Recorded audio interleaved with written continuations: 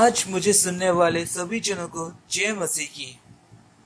पुराने नियम में एक ऐसा वाक्य है जहाँ पर हम देखते हैं कि हमारे अंदर की जिंदगी अच्छा होना चाहिए, हमारे आंतरिक रूप जो है वो सुंदर होना चाहिए।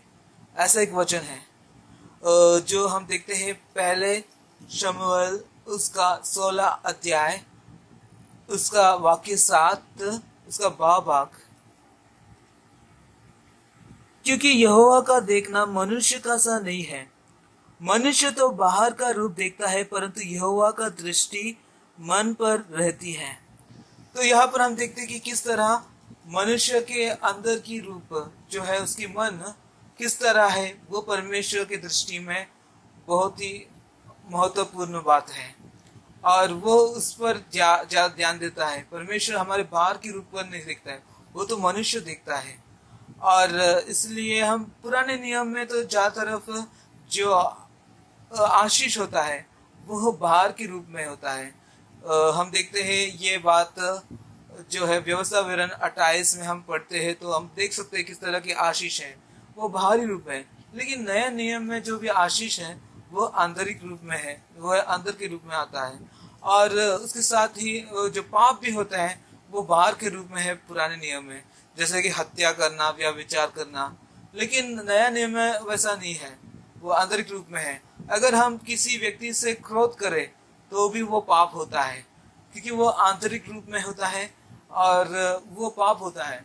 और एक स्त्री को बुरी रीति से देखना वो भी पाप होता है, तो वो आंतरिक रूप में है। तो ज्यादातर जो अंदर के रूप में जो है वो हम नए नियम में देखते हैं, लेकिन पुराने नियम में ऐसा नहीं है। पुराने नियम में बाहर के रूप में है।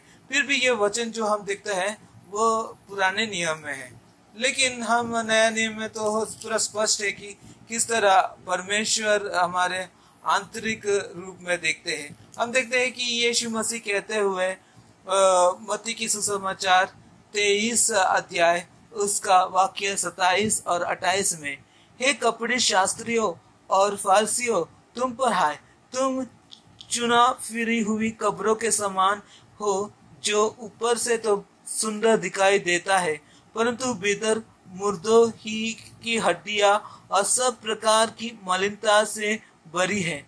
इसी रीति से तुम भी ऊपर से मनुष्य को धर्मी दिखाई देते हो, परंतु भीतर कपट और अधर्म से भरे हुए हो। तो यहाँ पर हम देखते हैं कि किस तरह पारसियों और शास्त्रियों, जिसे प्रभु यीशु मसीह पूरा परमेश्वर यीशु मसीह के जो है उसकी जो सेवकाई के सामने उनसे बहुत वाद विवाद हुआ था और उनकी जिंदगी से वो खुश नहीं थे। और यहाँ पर वो देखते हैं कि किस तरह वे बाहर से अपने आप को बराबर रखने की कोशिश करते, लेकिन अंदर से वे कितनी तरह से बुराई के काम करते थे। तो यीशु मसीह उसके खिलाफ था। तो हमें यहाँ पर देखते हैं कि किस तरह हमें आंतरिक रूप को अच्छा करना है।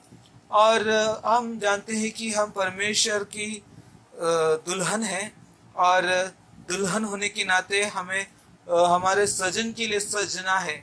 और हम देखते हैं कि दुनिया के लोग कैसे सजते हैं, वे आईने के सामने जाते हैं और अपने आप को सजते हैं और वे अपने आप को सजाते हैं और हर प्रकार के काम कर लेते हैं। जहाँ पर सुधार करना है अपना शरीर पर वो सुधार कर लेते हैं, किस तरह कपड़ा पहनना है सब कुछ वे आईने के सामने कर लेते हैं। लेकिन हम हमारे आंतरिक रूप को किस तरह सुधार सकते हैं? परमेश्वर का वचन जो है वो एक आईने के समान है जो हमारे आंतरिक रूप को सजा सकता है। तो हम प्रभु यीशु मसीह के लिए उसका दुल्हन है और वो हमारे लिए दुल्हा है। तो हम उसके लिए सजना है, तो सजना है तो परमेश्वर के वचन के सामने हम अपने आप को रखना चाहिए। वो हमारे जिंदगी की गड़बड़ियों को दिखाएंगे, जिसे सुधार लाना है सुधार ला सकते हैं। तो हम अपने जिंदगी के हर समय परमेश्वर के वचन के सामने रखिए, ताकि हम परमेश्वर के लिए उसके सामने हम सुधार ला सकते हैं हमारे आंतरिक जीवन को। जो परमेश्वर देखता है, जिसे परमेश्वर को महत्वपूर्ण है, वो हमारे आंतरिक जिंदगी है।